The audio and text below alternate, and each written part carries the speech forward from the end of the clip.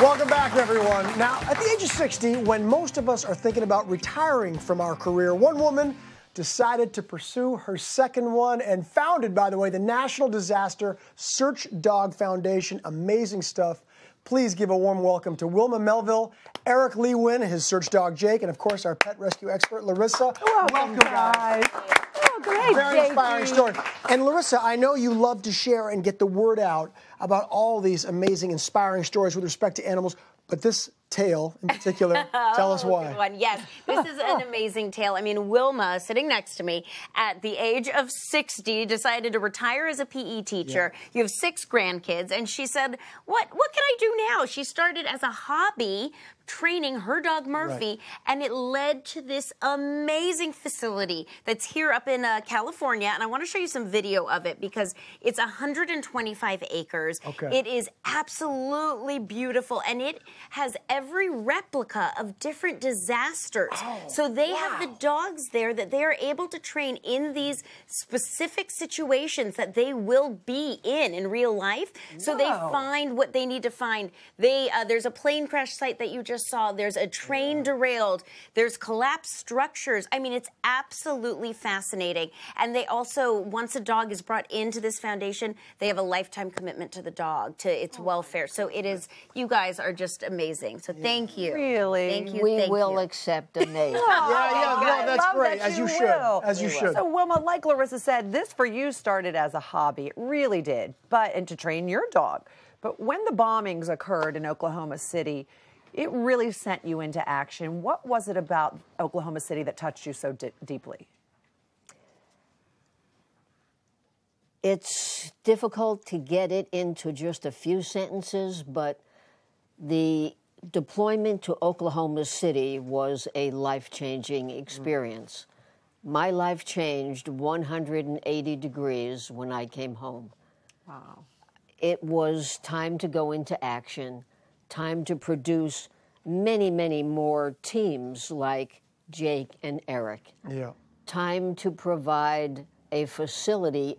It took 20 years to get the facility, so scrunching time down, 20 years so that Eric could be the best handler he could be, and Jake could be the best dog that he could be.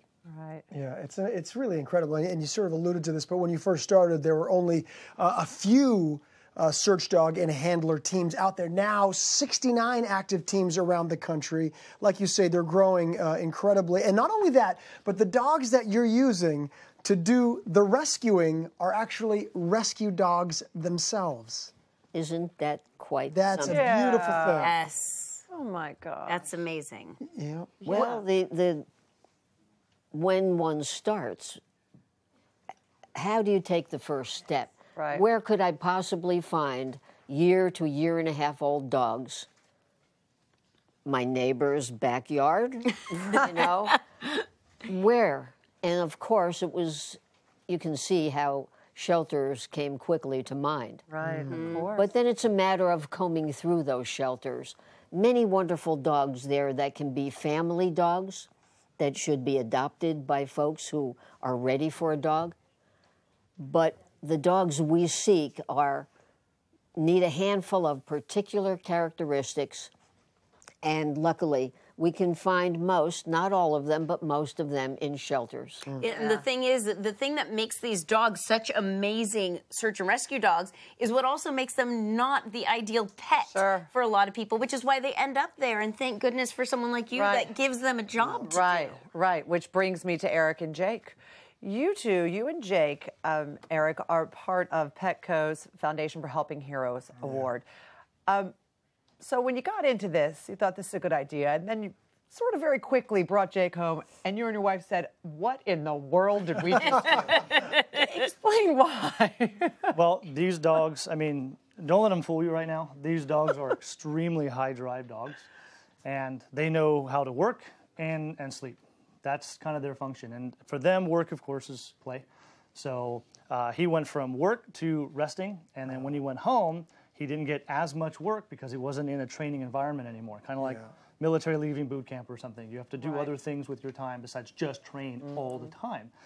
And we had a difficult adjustment with that, and we were, a good pairing thanks to the trainers at the Search Dog Foundation and knowing our energy level and how we would work together. And got him home the first time, and the crate went runway, and I shot out the other. And he's on my dining room table. But I love this, the fact that you wouldn't give up on him for good reason. Tell us why. No, well, once these dogs are adopted, they're homed forever. So if unforeseen circumstances occurred and they were unable to maintain their ability as being a search dog, they stay with an adopted family no matter what.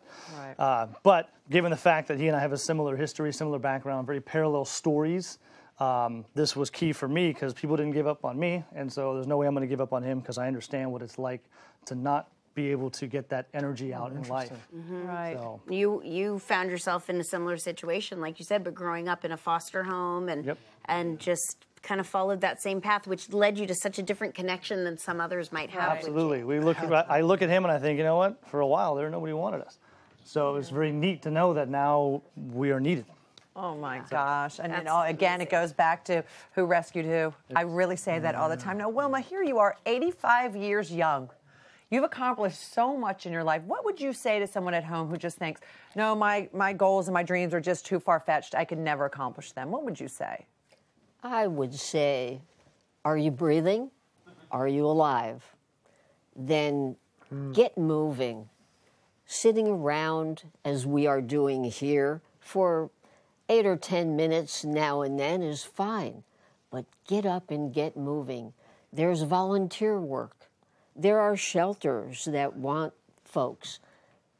And it doesn't matter if you're sedentary or active. Get up and get moving. That is Wilma, I love you. Great advice. Thank you so much for your inspiration. Thank you, Yeah, Eric. great work, guys. Great work. For more information, check out searchdogfoundation.org. Thank you again. Look at Jakey. Look at Jake is Eric. just like, are we going home? What are we doing? You all stick around because next we're heading to the kitchen, and you know what? Maybe Jake would like to eat some of this. I know everybody else here would with celebrity chef Daniel Green. Hi, Chef. When it comes to fish cakes, salmon is the best fish you can use. I'll tell you why.